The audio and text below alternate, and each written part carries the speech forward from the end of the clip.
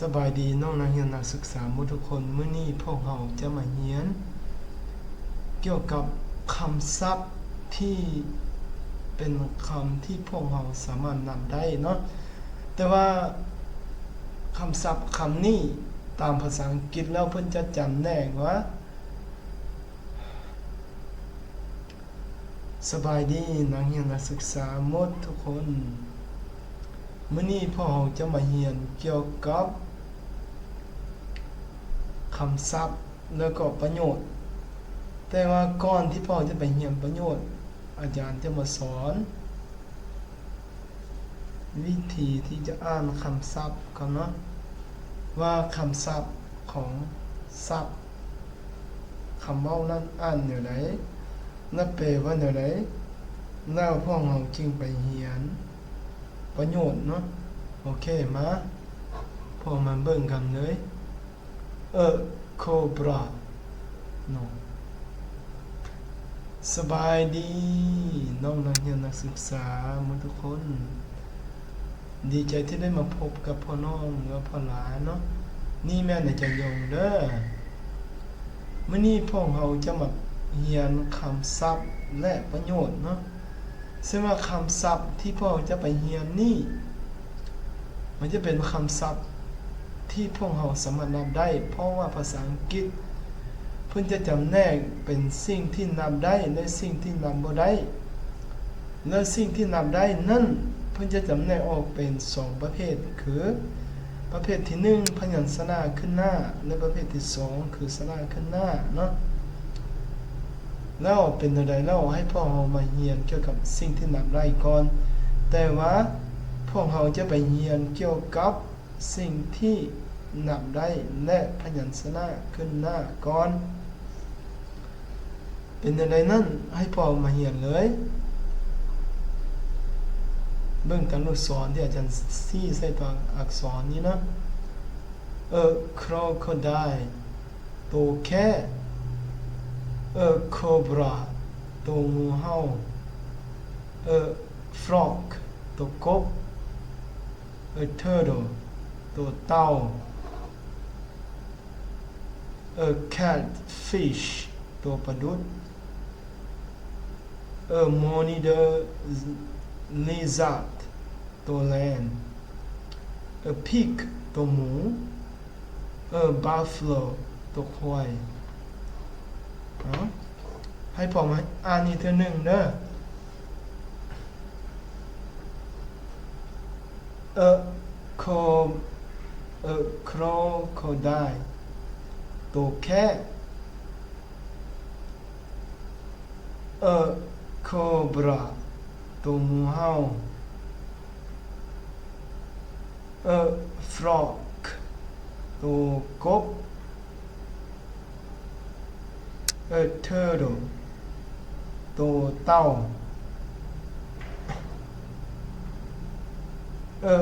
catfish ตัวปลาดุกmonitor lizard ตัวแลนpig ตัวหมูbuffalo ตัวควายอาจารย์จะพาพวกน้องอ่านค่อยๆอ่านเท่าละคำเป็นเท่าละคำนะแล้วพอจะมาอ่านเป็นแบบไวๆเป็นแบบไวๆเด้อแต่ว่าตัวนี้ไม่อาจารย์จะพาพวกนั้นหรือว่าพวกน้องอ่านเฉพาะภาษาอังกฤษเท่านั้นเนาะcrocodile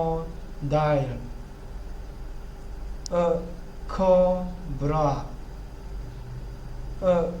frog turtle catfish monitor lizard pig buffalo เราจะมาอ่านไว้แบบ เพราะว่าตัวภาษาเราเปพ่อน้องหรือพ่อหลานอาจจะฮู้แล้วเนาะแล้วมีแต่อ่านภาษาอังกฤษแล้วเป็นอย่างไรพ่อน้องจะมาเบิ่งตัวเปนี่นำหลังนี้เด้อcrocodile a cobra a frog a turtle a catfish a monitor lizard a pig a buffalo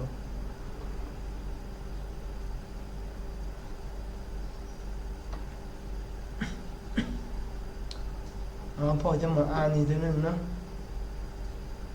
มึงตามลูกศรนี่นะa table โต๊ะ a newspaper หนังสือพิมพ์ a watch โมง a time โมง a smartphone โทรศัพท์ที่นี่หน้าจอเด้อ a telephone โทรศัพท์คือการเดี๋ยวโทรศัพท์ตัวนี้ไม่จะเป็นโทรศัพท์ตั้งโต๊ะนะต่อไป a phone โทรศัพท์แบบกดมันเขาจะมากดปุ่มมาของมันคือแปลว่าโทรศัพท์คือกันวันนี้พอจะมาอ่านอีกเท่านึงเนาะอีกเท่านึงแต่อาจจะอ่านแบบพออ่านออกเสียงภาษาอังกฤษเท่าละคำแต่ว่าภาษาเราสิมาอ่านแล้วเด้อเบิ่งตามลูกศรนั้นตัวอย่างสีนี้นะ a table a newspaper a watch a time a smartphone a telephone a phone พอจะมาอ่านมาไว้เท่านึงภาษาเรานึกจะมึงออกนะภาษาเราอาจารย์สิมาอ่านได้อาจารย์สิอ่านเพียงแต่ภาษาอังกฤษเท่านั้นนะ a table a newspaper a watch a time a smartphone a telephone a phone อาจารย์จะอ่านเพียงแต่สองครั้งหรือ3ครั้งเท่านั้นเนาะแล้วให้พ่อน้องเบิ่งรายละเอียดนำหลังเด้อเบิ่งรายละเอียดฟังให้คักๆแล้วเรียนทางเขียนไปพร้อมนะ a car a train a truck a bus a tuk-tuk a van a tractor a motorbike a bicycle an electric bike พวกเราจะมาอ่านค่อยๆอ่านอีกทีนึงแล้วแปลเป็นภาษาลาวพร้อมนะอ่านในภาษาลาวพร้อมเด้อ a car รถเก๋ง a train รถไฟ a truck รถบรรทุก a bus รถเมล์ a tuk-tuk รถตุกๆ a van รถตู้ a tractor รถไถ a motorbike รถจักร a bicycle รถถีบ an electric bike รถจักรไฟฟ้ามันนี่อาจารย์สิพาอ่าน ออกเสียงไวๆแบบบ่เป๊ะเป็นภาษาลาวเด้อ a car a train a truck a bus a tuk-tuk a van a tractor a motorbike a bicycle an electric bike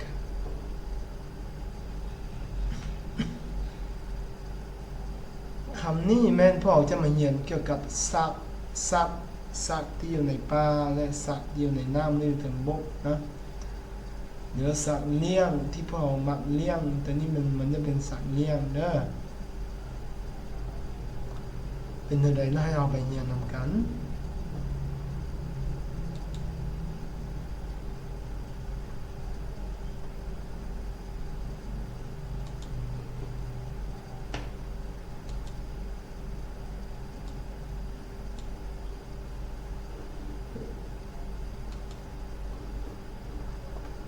เป็นอะไรน่าเอาไปเรียนนำกันเด้อ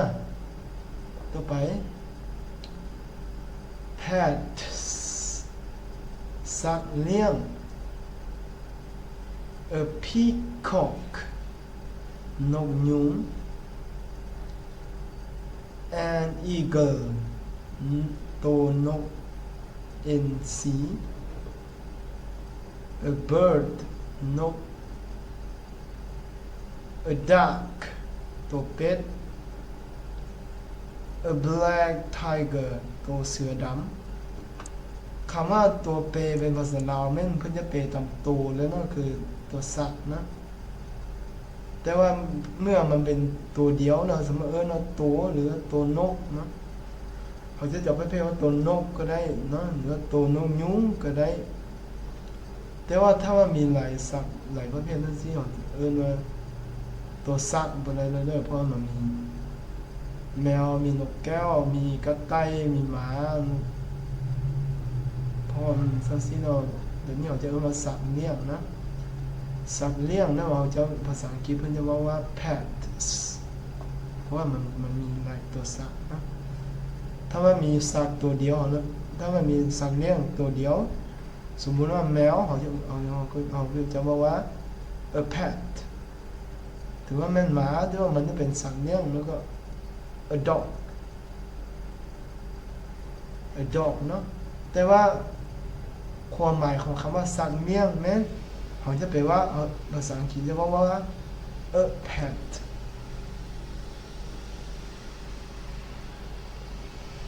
มื้อนี้พ่อจะมาเรียนเกี่ยวกับประโยชน์เนาะประโยชน์เส้นว่าภาษาอังกฤษเพิ่นจะเขียนนี่เนาะอาจารย์สิค่อยๆอ่านแล้วไปนำกันเด้อ Singular is using as the things or animals which we can count one by one. Okay.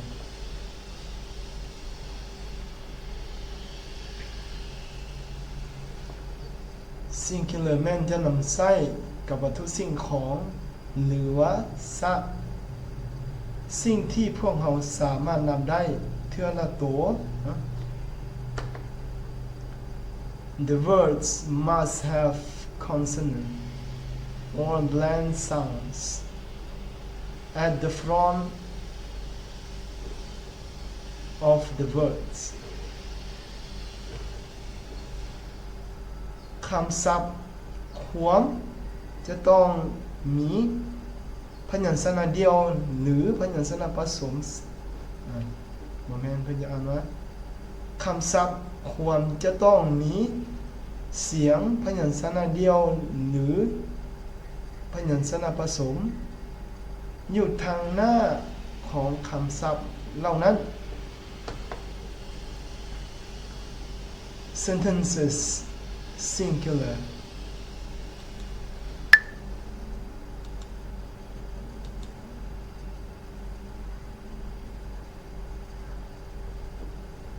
sentences singular what กรณีที่พ่อมาถามพ่อจะมาถามว่า what ตัวนี้เนาะคือความหมายของคำว่า what ตัวนี้มันจะแปลว่าหยังนะคือพ่อเคยเรียนมาก่อนแล้วเด้อวันนี้พ่อมาเข้ากับประโยชน์เลย sentences แปลว่าประโยชน์เนาะ ต่อไปเพิ่นจะคำถามเพิ่นถามว่า what is this อันที่หนึ่งนะ what is this แปลว่านี่แม่นหยังพวกเราจะมาอ่านคำศัพท์อีกทีนึงให้พ่อน้องหรือพ่อหลานอ่านตามอาจารย์เด้อเบื้องต้นเราสอนที่นี่นะอ่านตามอาจารย์เนาะ What is this ต่อไปคำตอบเป็นคำตอบนะย้ำว่า This is a pig นี่แม่นหมูตัวหนึ่งโอเคกรณีคำถามทั้งสี่คำถามประโยคคำถามคือมือตัวนี้ซี่ใส่สัตว์ตัวนี้ซี่ใส่สัตว์ตัวนี้เป็นอย่างมือตัวนี้ซี่ใกล้ๆเพราะว่าภาษาอังกฤษเพื่อจะเน้นมือบอกว่าใกล้หรือว่าไกลนะใกล้ๆนั่นเป็น this ไกลนั่นเป็น that เพราะฉะนั้นมือนิ้วมือก็เกื้อสัมผัสกับสัตว์ตัวนั้นหรือเกื้อสัมผัสกับวัตถุสิ่งของเรานั้นเราจะเอ่ยว่า this เนาะโอเคต่อไป what is that นั่นแม่นหยังมาอันที่หนึ่งนะ what is that นั่นแม่นหยังบัดนี้ให้พ่อน้องหรือว่าพ่อหลานมาอ่านนำอาจารย์เด้อ What is that อันนี้มันเป็นประโยคคำถามต่อไปเป็นประโยคคำตอบ That is a cobra นั่นแม่นงูเห่าตัวหนึ่งอันที่หนึ่ง That is a cobra วันนี้พ่อจะมาเรียนอ่านเฉพาะภาษาอังกฤษเท่านั้นแล้วภาษาเราสิบ่อ่านเบิ่งว่ามันเป็นจังไดแต่ว่าก่อนพ่อจะไปอ่านนั้นให้พ่อมาเรียนรู้วิธีที่นำใส่ก่อนเนาะกรณีอาจารย์ใส่มืออยู่ไกลกับงูเห่าตัวนี้มือตัวนี้มันจะอยู่ไกลเพราะว่าเขาจะเอิ้นว่านั้นว่ามันจะอยู่ไกลแล้วมือตัวนี้ย้อนอย่างมันจะอยู่ใกล้เพราะว่าภาษาอังกฤษเกือบสัมผัสหรือสัมผัสได้นะภาษาอังกฤษเพิ่นจะใช้คำว่า this แต่ว่ามือห่างประมาณหูนี้เนาะแล้วเขาจะเอิ้นว่า that รวมขนาดนิ้วมือซี่ใส่ไปนั้นแต่แม่นเขาจะเอิ้นว่า that หมดเลยบ่แม่นว่าอยู่ไกลๆเนาะจะเอิ้นว่า that เนาะระดับมือเขาสัมผัสบ่ได้แล้วเขาจะเอิ้นว่า that เลยเนาะต่อไปเขาจะมาเรียนอ่านเลยเด้อ What is this?